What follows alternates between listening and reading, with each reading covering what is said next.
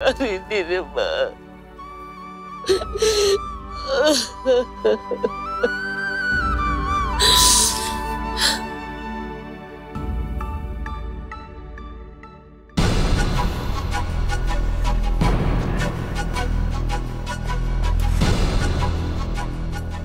Mister Imran, এখন তো কান্নাকাটি করে কোনো লাভ নেই।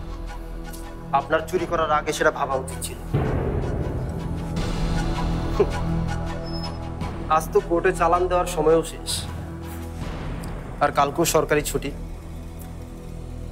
এর অর্থ হচ্ছে আপনাকে আরো 2টা দিন আমাদের সেবায় থাকতে হবে। মিস্টার ইমরান, বুঝতে পেরেছেন তো পুলিশের সেবা। কিন্তু অফিসার,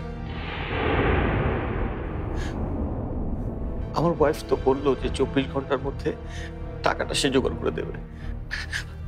আমাকে বিশ্বাস করুন প্লিজ। আমি টাকাটা। ইমরান সাহেব, টাকা কোনো সমস্যা না। আপনি চুরি করেছেন, আর চুরির শাস্তি আপনাকে পেতেই হবে। আর টাকার কথা বলছেন, সেটা আমরা সময় মতো উদ্ধার করে ফেলবো। আপনি তো জানেন সময় সবকিছুরই দাম মিটিয়ে দেয়। আর আপনার দাম অফিসার?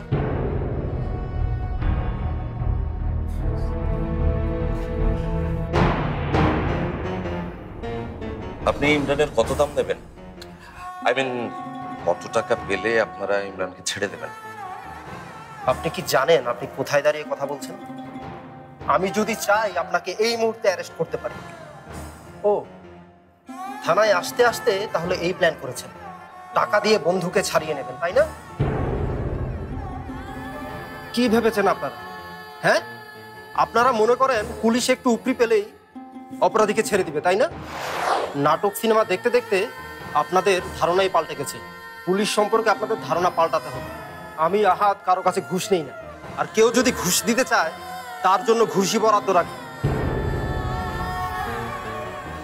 ইমরান সাহেব, কে আপনার বন্ধু? উনি তো আপনার উপকার না, অপকার করতে এসেছে।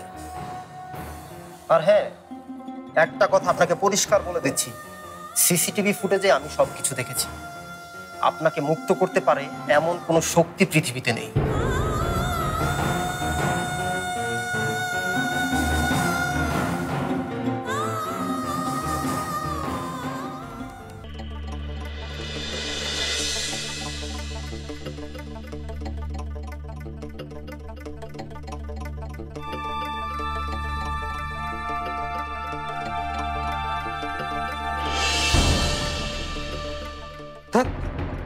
যা ভেবেছিলাম তাই।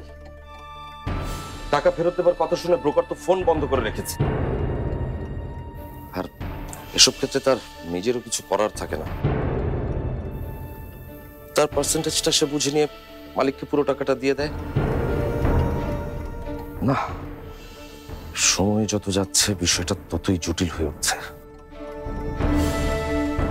পুলিশ ঘুষ নেবে না, ব্রোকার টাকা দেবে না, তাহলে তাহলে আমাদের উপায় কি? ইমরান কি সত্যি সাজা হয়ে যাবে? ওকে আমরা কিভাবে বাঁচাবো? একটা কথা বলবে আমাকে মৌ? তুমি কেন ইমরানকে বাঁচাতে চাও? মানে মানে তোমার লক্ষ্য তো সবচেয়ে উপরে ওঠা। তার জন্য ইমরান কি পারফেক্ট?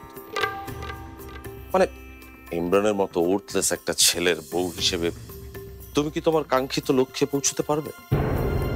এখন এসব প্রশ্নের মানে কি? সবার আগে ইমরানকে ছাড়াতে হবে। ওর এই বিপদে আমরা কি চুপ করে বসে থাকবো? যদি তাই থাকি, যদি অনেক দিনের জন্য ইমরান জেলের ভেতরে চলে যায়, যদি আর কখনো সে মুখ দেখানোর মতো উপযুক্ত না থাকে, তাহলে তাতে তোমার লাভ কি? তাতে আমার তোমার দুজনেরই কি লাভ নয়?